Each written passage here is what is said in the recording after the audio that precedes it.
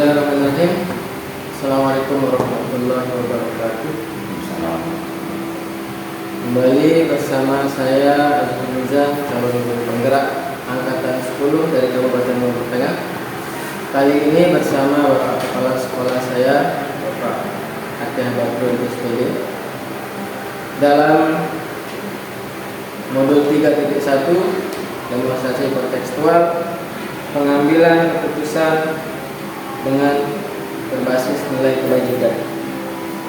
Pada kesempatan ini saya akan mengajukan beberapa pertanyaan kepada Bapak Kepala Sekolah. Saya langsung saja perkenalkan, beliau adalah guru penggerak angkatan 7 dari Kabupaten Lombok Tengah, dan kebetulan pada saat ini beliau adalah kepala sekolah di mana saya bertugas, yaitu di SDN Lubaya. Ini Bapak, jadi pertanyaan pertama saya adalah karena ini Bapak sudah terbiasa dengan modul ini juga, tentu sekali saya akan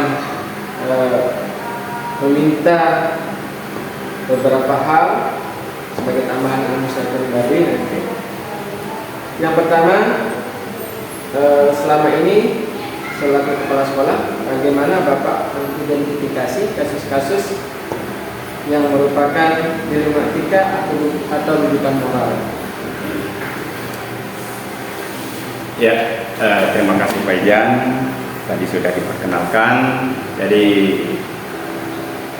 yang termasuk dengan satu masalah yang termasuk dalam dilema etika dan rujukan moral itu, bagaimana cara menyikapinya? Tentu sekali yang pertama kita tahu dulu asal permasalahannya. Permasalahannya apakah itu termasuk ke dalam rujukan moral ataukah dilema etika. Setelah kita mengetahui permasalahannya tersebut, baru kita tentukan sikap yang kita ambil, sikap yang kita gunakan untuk menyelesaikan masalah tersebut. Kalau berkaitan dengan rujukan moral, tentu sekali rujukan moral ini kita menggunakan kiat-kiat yang terkait dengan rujukan moral tersebut. Nah, begitu juga dengan dilema etika. Tidak mungkin kita memecahkan masalah yang seharusnya itu di dilema etika, kita gunakan pemecahan masalah dengan menggunakan kaitannya dengan rujukan moral. Itu kan bertolak belakang sekali. Nah, kita harus tahu dulu permasalahannya, apakah permasalahan itu termasuk ke dilema etika ataukah rujukan moral. Baru kita bisa menentukan langkah-langkah yang bisa kita gunakan untuk menyelesaikan permasalahan tersebut. Baik Bapak, selama ini ada mungkin beberapa kasus yang pernah Bapak tangani kaitan dengan dilema etika. Nah, kalau mengambil keputusan di sekolah, terutama untuk kasus yang ada dua kepentingan di sana, di mana dua-duanya sama benar, sama-sama mengandung nilai kebajikan, bagaimana menjalankan atau mengambil keputusan itu? Jadi dalam dua kepentingan kebajikan itu tentu sekali ada jeda. Artinya kepentingan itu ada yang mana yang lebih dulu diselesaikan. Tentu sekali ada perbedaan waktu. Misalnya dalam satu kasus ini perlu diselesaikan sedini mungkin, dan ada juga kasus yang memang perlu sekali cepat ditangani tapi agak oleh karena itu jadi tentu sekali kita harus bijak dalam menyikapi dua dilema atau dua pemecahan masalah itu dalam waktu yang singkat, tetapi kita lebih dahulu menyelesaikan mana yang sangat-sangat signifikan terlebih dahulu. Nah, itu dalam pemecahan masalah yang dua permasalahan yang bisa dikatakan bersamaan waktu. Nah, tetapi tentu sekali tidak selamanya satu permasalahan itu waktunya sama. Pasti ada perbedaan waktu sedikit, tetapi biar sedikit, tapi itu sangat menentukan juga dalam menentukan permasalahan tersebut. Contohnya, misalnya ada misalnya Pak Ijan sendiri mau pergi menjenguk orang tua atau dan mau menyelesaikan seperti yang Pak Ijan laksanakan kepentingan bos. Nah, dalam satu waktu itu kesempatannya satu waktu satu hari itu, tapi kita harus membedakan mana yang seharusnya didahulukan dan mana yang bisa diselesaikan agak belakangan. Memang itu satu kendala memang, tetapi kita juga harus bijak dalam menentukan penyelesaian masalah tersebut. Terima kasih Bapak. Sebenarnya tadi ada di pertanyaan yang nomor 3, yaitu prosedur, tapi alhamdulillah sudah dijawab. Jadi kalau bisa saya tangkap, kita utamakan mana yang lebih urgent. Baik, untuk pelaksanaan selanjutnya, selama ini hal-hal apa saja yang Bapak anggap efektif dalam mengambil keputusan dalam kasus belum nikah? Dilema etika. Contohnya misalnya ada katakan ini ada kasus di sekolah. Jadi selama ini hal-hal apa saja yang dianggap efektif dalam mengambil keputusan pada kasus-kasus dilema etika? Bisa dikasih contoh, misalnya ketika kelulusan atau kenaikan kelas, di mana aturan pemerintah mengatakan bahwa anak itu tidak boleh tidak lulus atau tidak boleh tidak naik kelas. Sementara dari standar KKM yang sudah kita tentukan, anak tersebut tidak memenuhi standar, tidak memenuhi KKM atau standar kelulusan. Jadi di sini ada dilema etika. Kalau kita tidak luluskan kita salah, sementara kalau kita naikkan atau luluskan nilainya tidak cukup dan terpaksa harus di get atau di up nilainya. Dalam hal tersebut memang kasus yang sangat-sangat membutuhkan perhatian, tetapi untuk memecahkan masalah tersebut, salah satu langkah yang sangat bijak adalah kita menurunkan standar untuk siswa kita yang kurang mampu tersebut. Artinya kita tidak merubah standar KKN tersebut, tetapi dengan seorang atau dua orang ini kita akan menurunkan standar kelulusan khusus untuk yang nilainya sangat rendah tersebut, sehingga anak tersebut bisa mencapai nilai tuntas dengan catatan itu tadi, KKN-nya kita turunkan khusus untuk anak yang kurang mampu. Nah, sementara yang lain juga tetap standar yang sudah kita tentukan, sehingga anak ini bisa dikatakan lulus karena KKN-nya kita turunkan. Tapi itu juga atas kesepakatan baik dari pihak penanggung jawab sekolah maupun dengan guru kelas tersebut.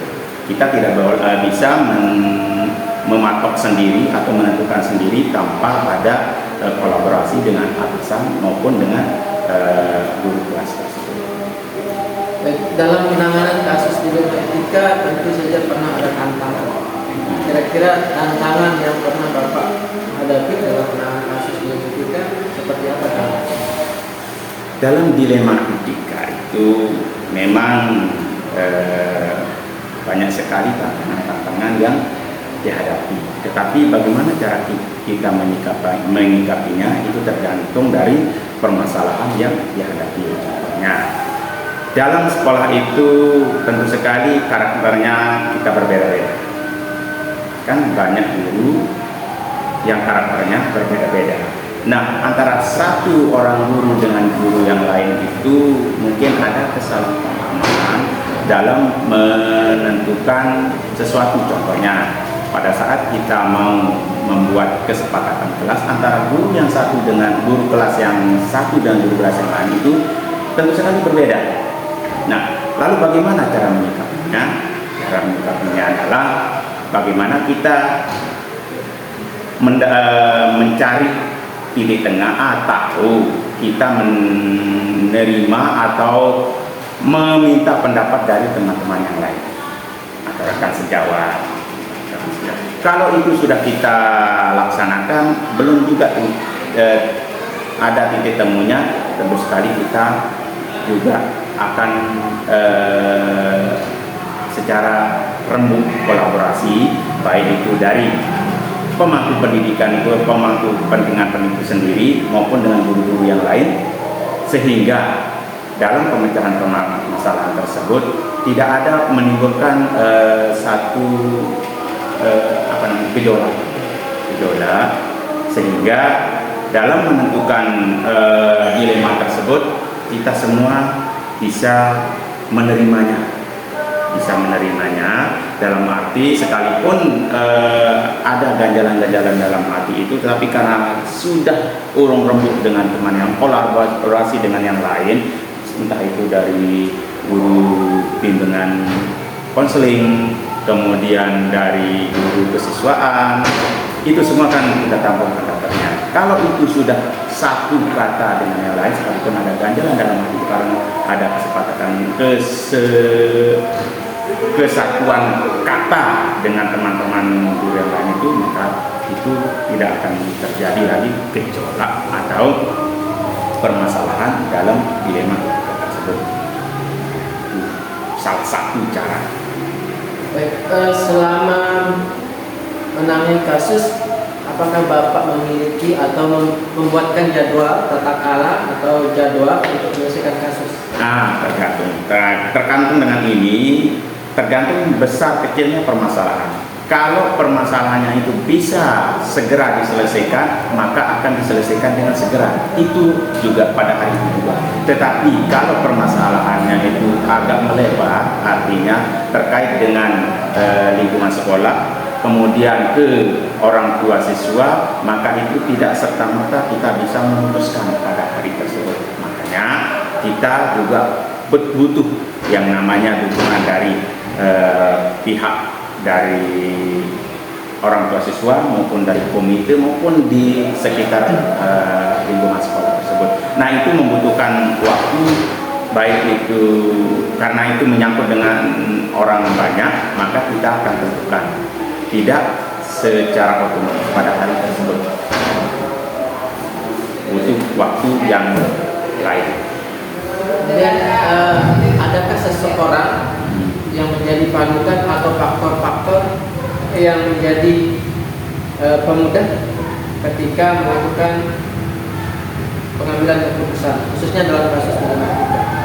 Ada seseorang menjadi panutan atau faktor-faktor yang menentukan? Oke, yang menjadi panutan kita, kalau kita berbicara ini dilema etika di sekolah itu, memang kita tidak lepas panutan-panutan itu terlepas dari apa yang menjadi lingkungan kita terkait dengan Ki Hajar Dewantara, di mana pembelajaran daripada Ki Hajar Dewantara itu kan katanya kita menghamba kepada murid.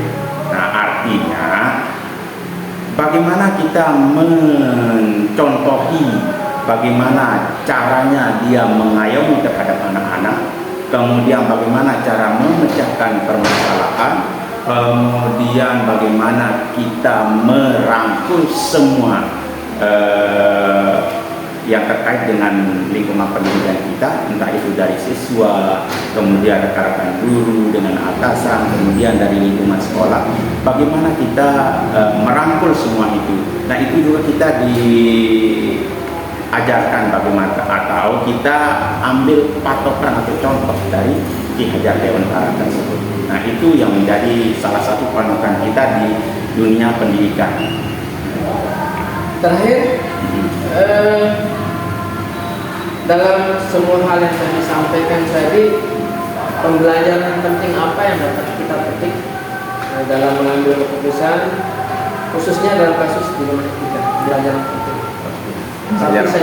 Pembelajaran penting dalam pemecahan masalah dilema etika, kita bisa mendiagnosa dulu permasalahan. Kita bisa menilai permasalahan itu sendiri, sebesar apa permasalahan, kemudian langkah-langkah apa yang harus kita tentukan, kemudian pihak-pihak yang terkait dengan dilema tersebut. Nah, barulah kita membuat sebuah keputusan yang tepat. Terima kasih Bapak atas waktunya, terima kasih Bapak atas ilmunya. Semoga ini bisa bermanfaat khususnya buat saya pribadi. Sekali lagi terima kasih banyak. Assalamualaikum warahmatullahi wabarakatuh. Waalaikumsalam. Maju terus dan semangat. Baik. Siap. Iya. Bismillahirrahmanirrahim. Assalamualaikum warahmatullahi wabarakatuh. Waalaikumsalam. Kembali bersama saya kali ini di demonstrasi kontekstual modul 3.1 pengambilan keputusan dengan dilema etika. Bersama saya Pak Kepala Sekolah SDN Kali, yaitu Bapak Sulaiman SPD. Baik, Pak Sulaiman, izinkan saya mengajukan beberapa pertanyaan kaitan dengan cara mengambil keputusan. Ini berdasarkan pengalaman-pengalaman Bapak setelah menjadi kepala sekolah. Oke, pertanyaan pertama maksud saya, ketika Bapak menghadapi masalah, bagaimana langkah awal menghadapi masalah-masalah atau kasus-kasus yang terjadi kepada siswa, pada rekan-rekan guru, atau atasan dinas dan lain sebagainya? Silakan. Terima kasih atas pertanyaannya yang telah di dalam kehidupan ini tentunya kita akan banyak sebagai makhluk sosial kita akan menghadapi berbagai masalah, terutama ada kaitannya dengan tubuh kita sebagai personal dan sebagainya. Adapun kalau kita menghadapi permasalahan seperti itu, hal yang saya lakukan adalah pertama mengidentifikasi jenis permasalahannya, kemudian kita akan memanggil kepada pihak-pihak yang bermasalah, kemudian kalau ada saksi yang melihat permasalahan itu, nah setelah itu baru kita duduk bersama bagaimana cara pemerintahan yang terbaik. Kalau permasalahan itu diselesaikan secara pribadi atau individu, kemudian saya juga bagi sekolah meminta pendapat dari bapak ibu guru yang lain supaya dalam pengambilan keputusan itu tepat. Soalnya kalau dengan cara bersama-sama, insya Allah akan timbul pemikiran-pemikiran yang bagus. Mana yang bagus, mana yang tidak, itu yang kita pakai dasar untuk mengambil suatu keputusan. Yang pertama berarti klarifikasi identifikasi. Kita dulu di permasalahan. Selanjutnya, selama ini bagaimana Bapak menjalankan pengambilan keputusan di sekolah, terutama untuk kasus-kasus di mana ada kepentingan yang sama-sama benar, atau dalam hal ini disebut dengan kasus dilema etika yang mengandung nilai kebajikan. Kalau di dalam mengambil keputusan dilema etika ini kan ada dua permasalahan yang sama-sama penting.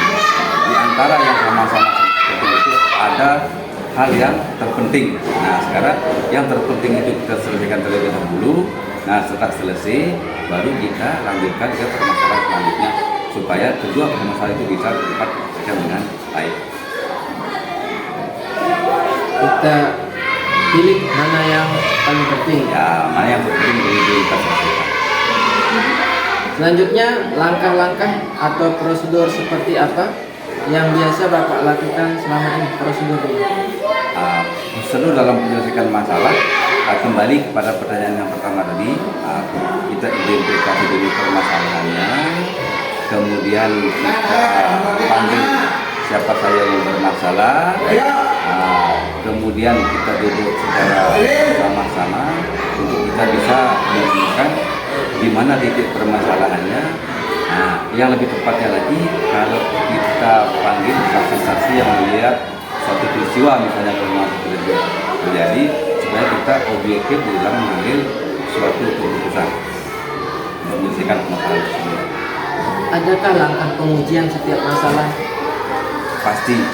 Nah, langkah pengujian itu maksudnya supaya pihak-pihak yang bermasalah itu ada semacam apa ya, untuk perbaikan etika moral supaya tidak mengulangi lagi permasalahan yang sama. Yang mungkin ada orang bermasalah itu karena tidak sengaja, ada yang karena faktor kealpaan dan sebagainya. Nah, itu supaya jangan berulang lagi. Jika kita akan berikan semacam solusi atau pujian atau motivasi supaya jangan mengulangi. Baik, terima kasih Bapak. Kemudian hal-hal apa saja yang Bapak anggap paling efektif dalam mengambil keputusan pada kasus-kasus yang dilema etika? Kasus apa yang paling efektif ya? Bila mengambil keputusan yang dilema etika ini, yang paling efektif adalah terlebih dahulu kita mengidentifikasi kedua masalah itu. Di antara dua masalah itu kita telah dulu secara cermat mana masalah yang sangat penting atau sangat urgen untuk segera diselesaikan permasalahannya. Kalau begitu sudah selesai masalah yang penting itu, kita tidak boleh juga mengesampingkan permasalahan yang lain itu karena sama-sama pentingnya. Cuman mungkin hal yang paling utama adalah lebih cepat penyelesaian masalah itu lebih bagus. Tantangan utama apa dalam mengambil keputusan dalam kasus dilema etika? Tantangannya yang paling berat menurut Bapak? Tantangan yang paling berat menurut saya adalah melihat atau mengidentifikasi kedua permasalahan. Nah, ini membutuhkan pemikiran yang lebih cermat, yang lebih cerdas, sehingga kita bisa menentukan masalah mana yang paling penting yang dulu kita selesaikan. Ini mungkin butuh macam pengalaman, mungkin butuh semacam pendapat dari teman-teman yang lain, karena bisa saja suatu permasalahan itu tidak bisa kita selesaikan sendiri, kita butuh pendapat teman yang lain. Memang selama ini itulah yang saya lakukan. Dalam ini mungkin hanya mengumpulkan sekali keterangan. Alhamdulillah, saya sebelum menjadi kepala sekolah dulu waktu masih menjadi guru, sering juga ditunjuk oleh bapak kepala sekolah memberikan persoalan katanya dengan anak-anak, katanya dengan wali murid. Dari pengalaman itu dan pengalaman teman, yang dari pengalaman itulah yang saya gunakan sebagai cara untuk mengambil solusi. Apakah Bapak selama ini memiliki tata kala atau jadwal tertentu dalam menyelesaikan kasus dilema etika?